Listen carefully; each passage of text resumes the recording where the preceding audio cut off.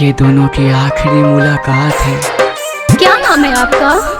DJ लस्के Kallu Babu, DJ लस्के Kallu Babu, DJ लस्के Kallu Babu, DJ लस्के Kallu Babu. Sheikhpura Nizamabad, Azamgarh, Nizamabad, Azamgarh, Nizamabad, Azamgarh, Nizamabad, Azamgarh.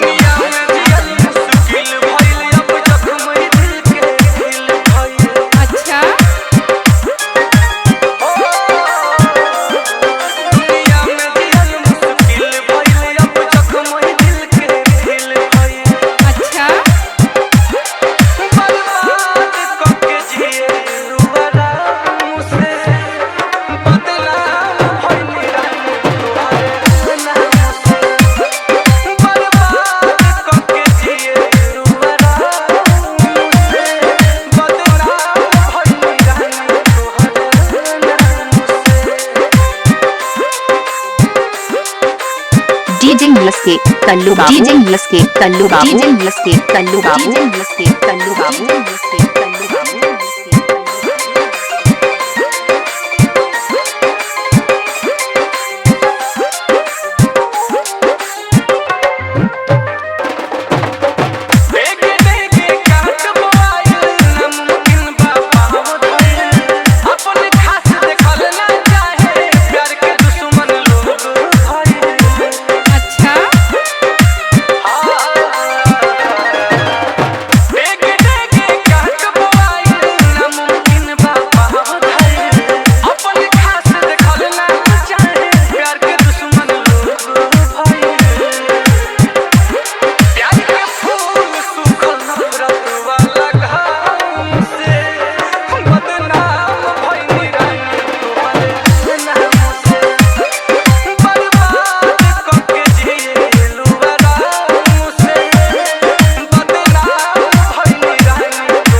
DJ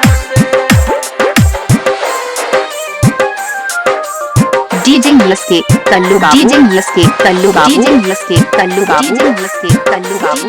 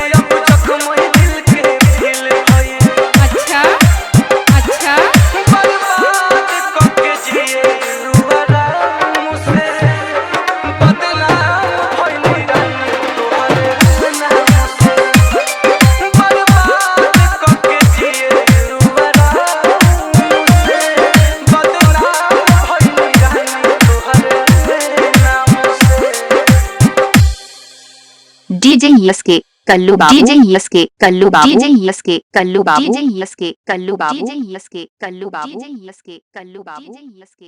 Sheikhpura Nizamabad, Azamgarh, Nizamabad, Azamgarh, Nizamabad, Azamgarh, Nizamabad, Azamgarh, Nizamabad, Azamgarh, Nizamabad, Azamgarh, Nizamabad, Azamgarh.